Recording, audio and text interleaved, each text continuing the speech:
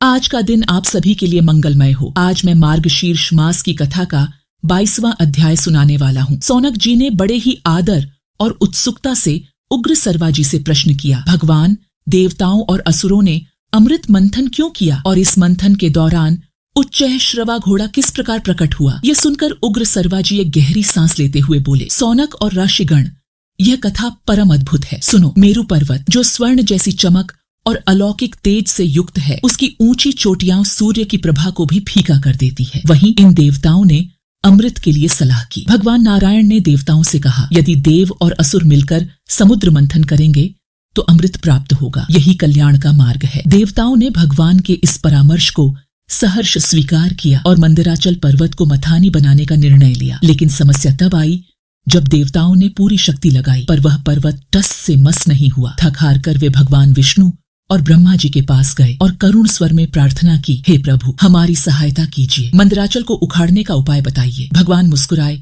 और शेषनाग से कहा, तुम्हारे महाबल से ही यह संभव है। शेषनाग ने तुरंत अपनी दिव्य शक्ति से मंदराचल को उखाड़ लिया। इसके बाद सभी देवता और असुर समुद्र के पास पहुंचे। समुद्र ने हाथ जोड़कर कहा, देवताओं ने उसकी यह बात मान ली। कच्छप रूप में भगवान नारायण ने मंदराचल को अपनी पीठ पर स्थान दिया। तब वासुकी नाग को रस्सी बनाकर मंथन प्रारंभ हुआ। असुर वासुकी के मुख की ओर और देवता पूंछ की ओर खड़े हुए। वासुकी के मुख से निकलती भयंकर अग्नि और धुआं असुरों को जलाने लगा, पर भगवान की कृपा से सब प्रबंधित हो गया। समुद्र मंथन के दौरान अद्भुत घटनाएं होने लगी। मंदराचल के घर्षण से वृक्षों का दूध, औषधियों का रस और अमृतमय जल समुद्र में मिलने लगा। देवताओं की थकावट को देख ब्रह्मा जी ने भगवान विष्णु से निवेदन किया, हे प्रभु, इन्हें शक्ति प्रदान करें, इनके प्रयास को सफल करें। भगवान ने देवताओं और असुरों को बल प्रदान किया और मंथन जारी रहा। मंथन से शीतल और दिव्य चंद्रमा प्रकट हुआ। इसके बाद भगवती लक्ष्मी, सूर्य देवी